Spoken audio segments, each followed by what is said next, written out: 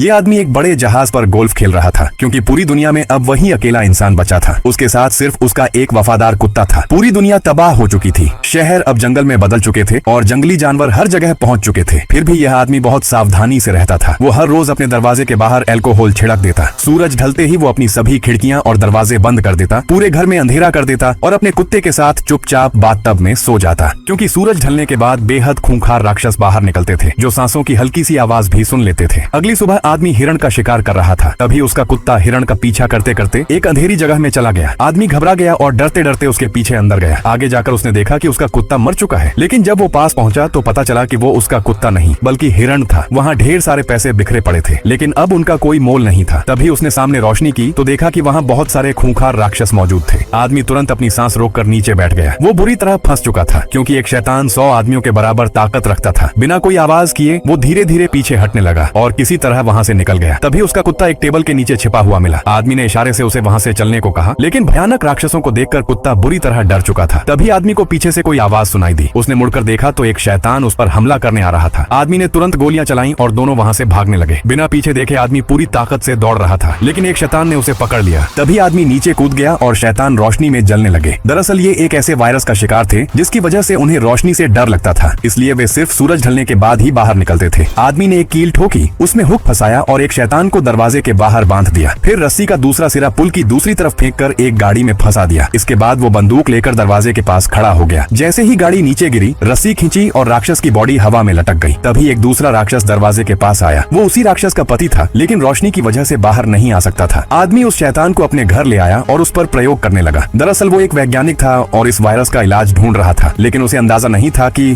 जिसे वो राक्षस समझकर लाया है वो एक लड़की है और उसका पति राक्षसों का लीडर है, जो दरवाजे के पास आया था। अब आदमी अपने कुत्ते के साथ घूमने निकला। तभी उसकी नजर एक पुतले पर पड़ी। वो पुतला उसी बिल्डिंग के सामने खड़ा था जहाँ शैतान छिपते थे। आदमी पूरी तरह हैरान रह गया कि यह पुतला यहाँ कैसे पहुँचा, क्योंकि पूरी दुनिया में वही अकेला इंसान बचा था। उसने गुस्से में पुतले पर गोलियां चला दी और उसके पास जाने लगा। तभी उसका पैर किसी जाल में फंस गया। गाड़ी पुल से नीचे गिरी और आदमी हवा में लटक गया। यह पूरा जाल राक्षसों ने उसी की तरकीब से बिछाया था। सिर जमीन से टकराने की वजह से वो बेहोश हो गया। जब उसकी आंख खुली तो सूरज डूबने ही वाला था। वो बुरी तरह घबरा गया। उसका कुत्ता जोर जोर से भौंक रहा था। तभी एक राक्षस दिखाई दिया और उसने अपने खूंखार कुत्तों को उन दोनों पर छोड़ दिया। अगले एपिसोड के लिए कमेंट में यस टाइप करें।